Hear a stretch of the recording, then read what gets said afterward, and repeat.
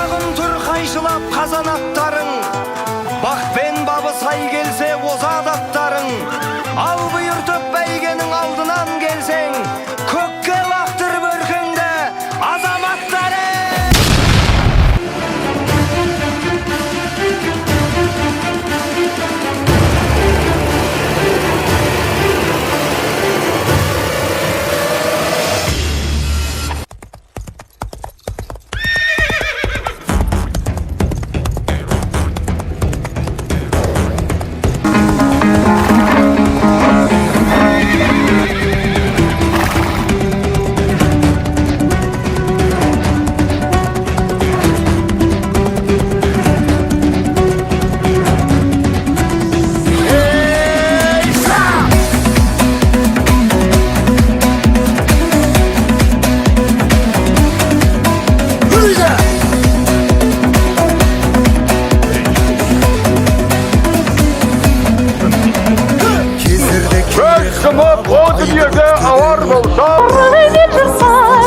Қайғырып келем, талықсыз жатып, содан соң кетемін Нағыз тұржебенің өзі екен.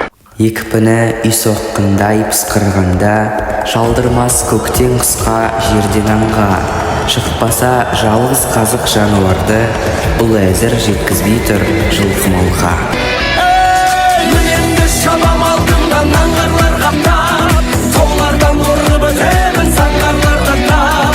Жарықтың жылдамдығында жолда қалдырам, мен болсам арман тұлғарым арманнан таңдап. Аспанда күн күйігіп, күйді қатты. Өкіріп жел мен жерде жылап жатты. Ереймен бұлақтары көлге жылап, теріге көл күрсініп көңіл атты. Сұлу киім, жүйрік ат, құмай тазы, алғыр бүркіт. Өмір айдынында қудай жүзіп, үкіде үлпілдеп жүрген ақан сері.